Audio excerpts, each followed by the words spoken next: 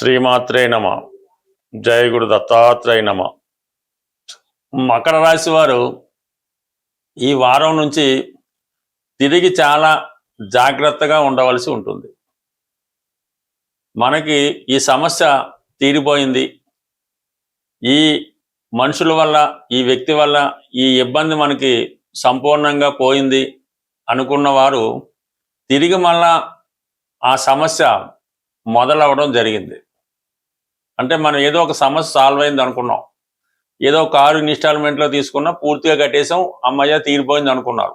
కానీ మళ్ళా ఏదో కారణం వల్ల ఏదో ఇబ్బంది వచ్చి తిరిగి మళ్ళా కట్టాలనే పరిస్థితి మీకు తిరిగి వచ్చే అవకాశం ఉంది. అయితే తిరిగి మళ్ళా ఆ సమస్యను మీరు సంపూర్ణంగా సాల్వ్ చేసుకుంటూ ఉంటారు. ఎందుకంటే ప్రస్తుతం 3వ స్థానంలో సంచరిస్తున్నటువంటి శని భగవానుడు రాశ్యాధిపతిగా వక్రగమనం పొందడం వల్ల తిరిగి మళ్ళా మీ కుటుంబ స్థానం మీద ప్రభావం చూపిస్తూ ఉంటాడు. అక్కడ ఆల్రెడీ రాహు ఉండడం వల్ల ఈ కుటుంబ విషయాల్లో, ఈ కుటుంబ సమస్యలు, ఈ కుటుంబ విషయాల్లో ఏదైతే పరిష్కారం అయిందో తిరిగి మళ్ళా అది మొదటికొచ్చే విధంగా తిరిగి మళ్ళా మీకు ఇబ్బంది పెట్టే అవకాశం ఉంది. అయితే ఆ సమస్య మీకు శాశ్వతంగా ఉండదు, కొన్ని రోజుల పాటు ఇబ్బంది పెట్టి మళ్ళా మీకు ఆ సమస్య పరిష్కారం అవుతుంది. ఏదో మీ అబ్బాయిని విదేశం పంపించారు, ఒక 50 లక్షలు ఖర్చు పెట్టారు, వాడు తిరిగి వచ్చేసాడు, అక్కడ చదువు అయిపోయిందో ఉద్యోగం రాలేదు, తిరిగి వచ్చేసి మళ్ళీ మీ మీద ఆధారపడడం జరిగింది.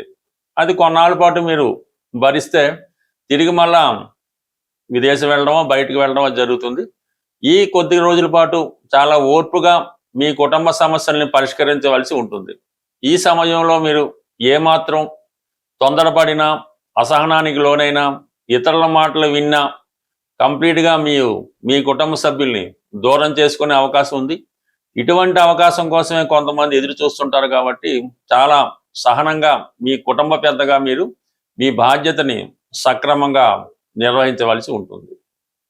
సో ఏదేమైనా పోయిన సమస్యలు తిరిగి రావడం జరుగుతుంది. అయితే గురువు ఈ రాశిని వీక్షించడం వల్ల ప్రతి సమస్య కూడా చాలా సునాయాసంగా, అటు దైవ బలం అయితేనే, మీ గురువుల యొక్క బలం వల్ల అయితేనే, మీ పూర్వపుణ్యం వల్ల అయితేనే ప్రతి సమస్య కూడా చాలా సహనంతో, ఓర్పుతో సాల్వ్ చేసుకుంటారు.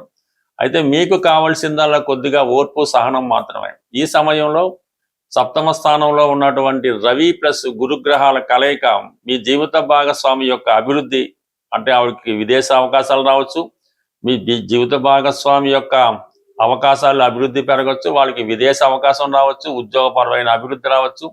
కంప్లీట్గా మీ యొక్క ప్రతి సమస్యకి వాళ్ళు సరైనటువంటి సొల్యూషన్ ఇవ్వడం జరుగుతుంటుంది. అయితే మీరు దాన్ని తూచా తప్పగా పాటించినప్పుడు మాత్రమే మీరు ఆ సమస్య నుంచి బయటపడడం జరుగుతూ ఉంటుంది. అంటే ఏదైనా చూడటానికి చాలా గ్రహాలు బలంగా ఉన్నాయి. 3వ స్థానంలో శని భగవానుడు, 7వ స్థానంలో గురువు రవి, అలాగే 9వ స్థానంలో శుక్రుడు ఈ రోజు నుంచి ప్రవేశించడం జరిగింది. అంటే శుక్రుడు ప్రస్తుతం మీకు 9వ స్థానంలో ఈ బలహీనపడి ఉన్నాడు. అంటే యోగకారకుడు, పంచమాధిపతి, దశమాధిపతి అయినటువంటి శుక్రుడు భాగ్యస్థానంలో ఉన్నప్పటికీ కూడా నీచపడ్డవడం, అటు పిల్లల విషయంలో మీకు సహకారం లభించదు, వాళ్ళ ఇబ్బందుల్లో వాళ్ళు ఉంటారు. వృత్తిపరంగా ఎదురయ్యే ఇబ్బందులు మీకు సరైనటువంటి ధనాన్ని సపోర్ట్ చేయలేకపోతుంటాయి. కానీ అన్ని అవకాశాలు కనబడుతుంటాయి, మరి ఏది సమయానికి రాకపోవడం వల్ల మాట తప్పవలసి ఉంటుంది, మాట పడవలసి ఉంటుంది. అయినప్పటికీ కూడా చాలా కొద్ది ఓర్పు మీ జీవితాన్ని సంపూర్ణంగా మార్చడం జరుగుతూ ఉంటుంది. బట్ ఏదైనా రాశి యందు, ధనస్థానం అందు ఉన్నటువంటి ఈ రాహు యొక్క ప్రభావం మీ యొక్క ప్రతి మాటకి ఎదటి వాళ్ళు తప్పు పడుతుంటారు. మీ కుటుంబంలో ప్రతి ఒక్క వ్యక్తి మీకు శత్రువుగా కనబడుతూ ఉంటాడు. కాబట్టి కేవలం మీరు చేయవలసిందల్లా గురుదృష్టి ఉంది కాబట్టి సహనంతో వ్యవహరించండి. ప్రతి సమస్య దానికదే సాల్వ్ అవుతుంది. ఇప్పుడు మీకు దూరమైన వాళ్ళు, ఇప్పుడు మీకు శత్రువులో తిరిగి మళ్ళా మీకు మిత్రులుగా మారి మీకు మంచి ఆనందాన్ని చివరిలో కలిగించే అవకాశం ఉంటుంది. గురు పౌర్ణమి సందర్భంగా మన పరిహారాల్లో మనం ప్రతి వారం చెప్తున్నట్టుగానే ఈ వారం మీకు గురుగ్రహ అనుగ్రహం కోసం, అంటే గురువు యొక్క అనుగ్రహం ఉంటే, అంటే మన జాతకంలో గురువు బలంగా ఉంటే సంతానం మంచి అభివృద్ధిలోకి రావడం, సత్సంతానం కలగడం, ధన విషయంలో ఎప్పుడూ కూడా లోటు లేకుండా ధనయోగం పొందడం, అలాగే మంచి జ్ఞానం, దైవభక్తి, సంస్కారం ఇవన్నీ కూడా మనకి గురువు యొక్క బలాన్ని బట్టే రావడం జరుగుతూ ఉంటుంది. మనం జాతకంలో ఉన్నటువంటి గురువు యొక్క బలాన్ని పెంచుకోవాలంటే ఈవెన్ స్త్రీలు పెళ్ళవ్వాలన్నా కూడా గురు బలం తప్పనిసరి. కాబట్టి గురువు యొక్క యంత్రం అంటే మా గురువు గారు అయినటువంటి ఈ గురు యంత్రాన్ని అప్పుడు గురు పూజ సందర్భంగా సుమారు ఒక 25 సంవత్సరాల క్రితం మాకు ఇవ్వడం జరిగింది. ఆ గురు యంత్రాన్ని ఇప్పుడు మీకు ఈ గురు పూజ సందర్భంగా మీకు ఇవ్వడం జరుగుతుంది. మీరు ఈ గురువు యొక్క యంత్రాన్ని స్వయంగా పసుపు రంగు పేపర్ మీద, అంటే ఎల్లో కలర్ పేపర్ తీసుకున్నా పర్వాలేదు, లేదంటే వైట్ పేపర్ మీద శుభ్రంగా పసుపు రాసి ఆ పసుపు రంగా తయారు చేసి దాని మీద ఎరుపు రంగు సిరాతో, లేదంటే మీకు రాయడానికి వీలైతే ఎరుపు రంగు సింధూరంతో కానీ దాంతో కానీ ఈ 9 గడులు యంత్రాన్ని తయారు చేసి అందులో ఈ యంత్రంలో చూపిన విధంగా అంకెలు వేయవలసి ఉంటుంది. అది మీరు స్వయంగా వేయవలసి ఉంటుంది.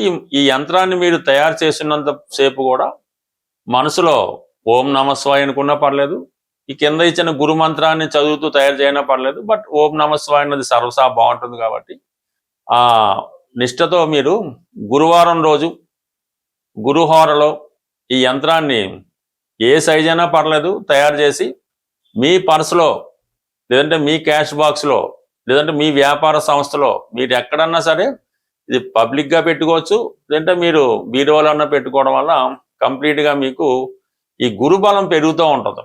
ఈ గురుబలం పెరగడం వల్ల ఆటోమేటిక్గా మీకు ఈ స్త్రీలకు సౌభాగ్యయోగం కానీ, సంతాన యోగం కానీ, మగవాళ్ళకి ధనయోగం కానీ, ముందు మంచి జ్ఞానం ఇవన్నీ కూడా లభించడం జరుగుతూ ఉంటుంది.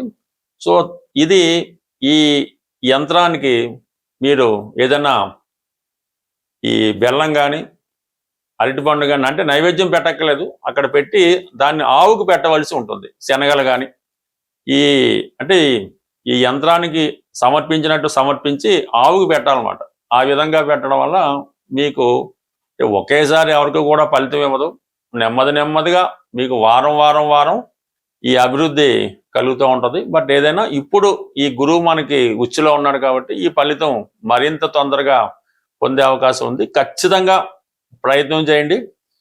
మీరు ఫలితం మీరే చూసి ఆశ్చర్యపోతారు. మనం ప్రతి సంవత్సరం మా సంస్థ జ్యోతిష విజ్ఞాన కేంద్రం తెలంగాణ హైదరాబాద్ వారి ఆధ్వర్యంలో ఈ గురు పూజ అన్నది నిర్వహించడం జరుగుతూ ఉంటుంది. మరి ఈ సంవత్సరం మన హైదరాబాద్లోని సూరవరపు ప్రతాప్ రెడ్డి తెలుగు యూనివర్సిటీ, అంటే నాంపల్లిలో ఉంటుంది, ఆ యూనివర్సిటీలో మన ఈ సమావేశ మందిరంలో ఈ ఆగస్టు 2వ తారీఖున ఈ సమావేశం నిర్వహించడం జరుగుతుంది.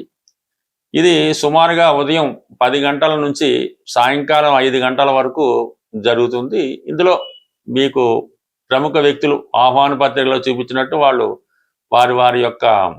వారి జీవితంలో కనిపెట్టినటువంటివి, పరిశోధించినటువంటి ముఖ్యమైన విషయాలు ప్రసంగ రూపంలో, అంటే ఒక విద్యార్థికి గురువు చెప్పిన విధంగా వాళ్ళు మీకు కొన్ని రహస్యాలు చెప్పడం జరుగుతుంది.